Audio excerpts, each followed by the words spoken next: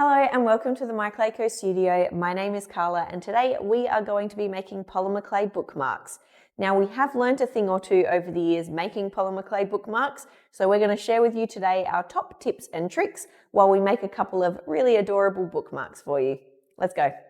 Okay, the first one that I'm going to go through today is just going to be a very simple bookmark. So I've got our small bookmark cutter here, but you can actually do this one just with a tissue blade by cutting out a long rectangle shape. So of course you will need your clay and a roller to roll it out, a tissue blade to clean up any edges or to cut the shape itself, and of course a bookmark tassel. We're going to get this one rolled out and conditioned, and then I'll come back once we have that one. Okay, as you can see, I've got my clay rolled out. It's really, really thin, so it's at about 1.5 mil thick. The first tip that we're going to give you for bookmarks is you want to roll it as thin as you possibly can without it obviously warping or anything, just because you do want it to sit flush in your book. So you don't want it to be too thick or it won't be able to sit nicely. I'm just going to roll this one out now so that it's nicely burnished to my tile. I do find working with bookmarks, it's easier to roll along the short edge rather than the long edge for majority of it, just because I only have to do a really minute roll rather than rolling all the way up and down the length. So once I've got this one, I do have an air pocket under my clay in my tile, but I'm actually going to miss that with my cutter. So I'm going to just remove the excess by using my tissue blade to cut around that cutter.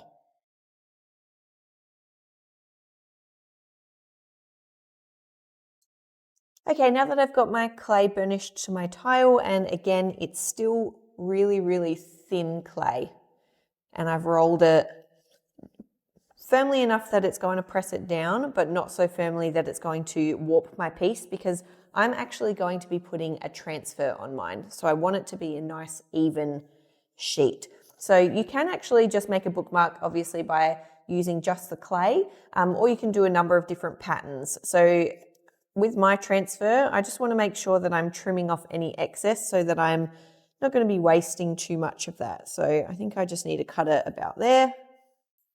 And I've got that one sliced up, so it should be able to fit now onto our clay. I'm just going to chop the end. Yeah, that'll be great. So all I'm going to do is pop that one on my clay.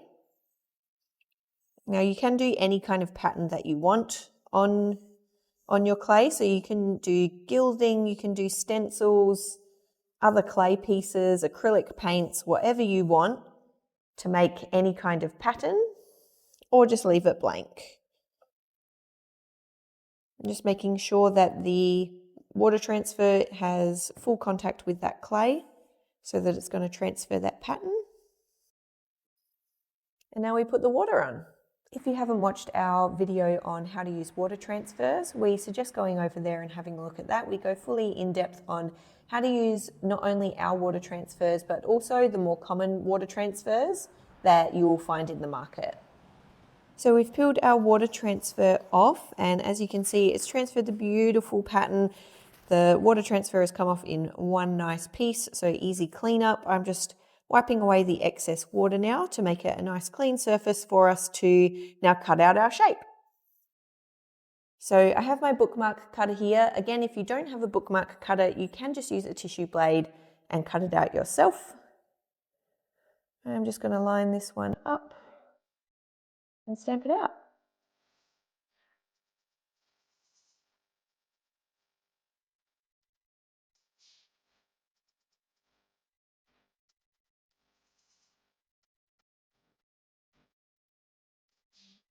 Okay, that one's all done. So what you can do for bookmarks as well is you can drill a hole after it's baked, but this is another tip, is to actually cut out a hole before we bake it. We are going to have to try and thread this through folded over at one point. So it's going to be quite a lot of thread. So sometimes drill bits won't be big enough to do that. So it's always good just to have a larger hole. So you can see on this bookmark here, I've got quite a large hole in there for easy threading. This one, because I've gone with the bee theme and I'm doing honeycomb, I've actually got one of our little 8mm hexagon cutters, and I'm actually going to do quite a large cutout just up the top in the center. And again, you can do it in the center, off to the side, wherever you want in your creation. Okay, I don't need to worry about popping that one out now because it can pop out after it's baked, and that one's to go in the oven. This next bookmark I'm doing is actually using our most popular bookmark cutter, and that's this cute little dachshund. So this is going to be a very easy one as well. All we're going to be doing is stamping out our clay with our cutter. Now again, this one is about 1.5 millimeters in thickness.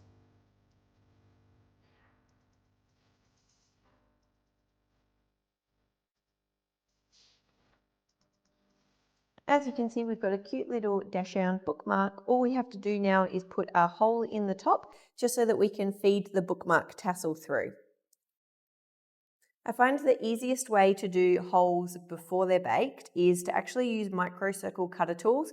You can get them, they go really, really small, so they're perfect for little bookmark holes, and all we have to do is pop it at the top in the middle, and that's where our bookmark tassel is going to get fed through. Let's get this one in the oven and then we'll finish it up once it's out. So I have my bookmark out of the oven now. As you can see, that transfer looks beautiful on there. I've just sanded down the edges just to make sure that they're nice and smooth. And because we have put a transfer on here, we do just have to lightly seal it. So I have our Sculpey satin glaze here, and I'm just going to lightly brush it on.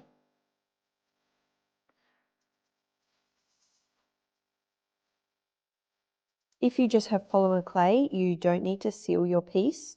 You can just go ahead and put your tassel in. But if you do put anything on it like a pigment powder, mica powder, transfer, you do need to just lightly seal it, whether it's with a glaze, a varnish, or a UV resin. I find that the Sculpey glazes are really quick and easy because they do air dry. You don't need to rebake them, and they're not going to add any additional bulk to your bookmark piece.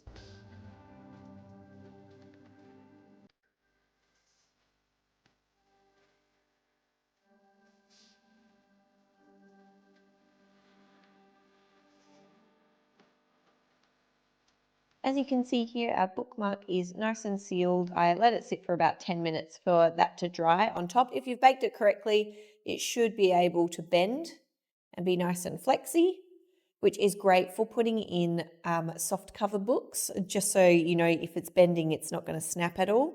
To put your bookmark tassel in, all you have to do is thread the loop through, and then on the other side, you open it up, grab your tassel and pull.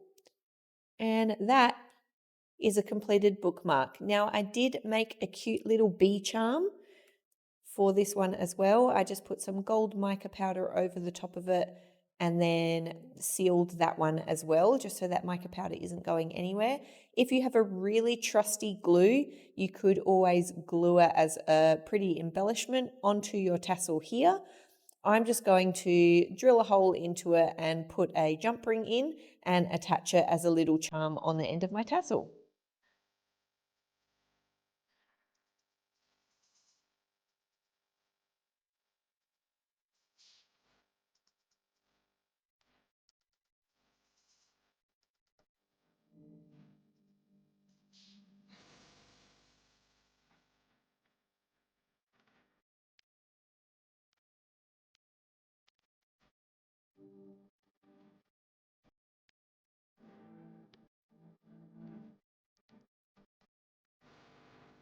And here we have our finished bookmark. So I really like that cute little bee charm detailing, but that's an optional extra. You don't need to have that. You can just have the tassel and the piece of clay, and of course that beautiful honeycomb transfer pattern that we have on that bookmark. I think it just ties it all together. I have our dachshund bookmark out of the oven. Again, if you've cured it correctly, it should be really nice and bendy. And I've just sanded up the edges to make sure that that one's nice and clean. So we're just going to infill a couple of the details here with black liquid clay. So I've just got a dotting shaping tool. I'm going to be dipping in here and infilling the eyes and the nose, and then we'll pop it back in the oven for a little bit of extra baking.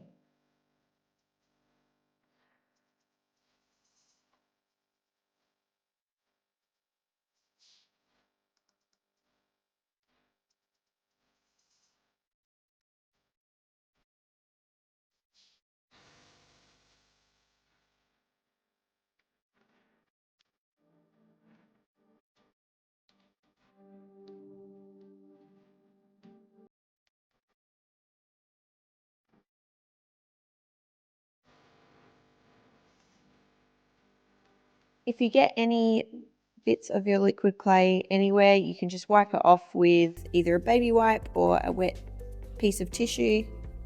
Baby wipes are generally cleaner. You can also just scrape away a little bit with your blade. You just want to make sure that you don't have any in a place that you don't want it to be, because once it's baked, it's on there. Okay, time to put that one back in the oven. So my dachshund is back out of the oven with the eyes and the nose all baked up. I'm just going to take an acrylic paint pen and just put a couple of little dots just to make it look like he's got some sunspots coming from the side. Just gives it a little extra life, and just like the other one, we're just going to be feeding this one through.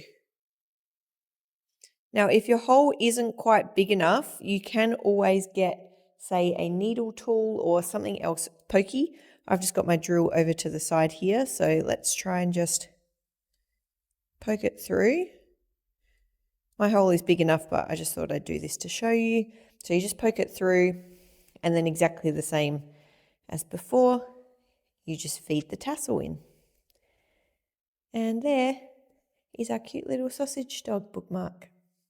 Both of our bookmark creations turned out beautifully today, and we were so excited to share them with you. We hope that you share your creations with us as well. So just tag us at MyClayCo on any of the social platforms, and we'll take a look, because we love seeing your creations out in the wild. If you did like the video today, don't forget to like and subscribe, and we will see you next time.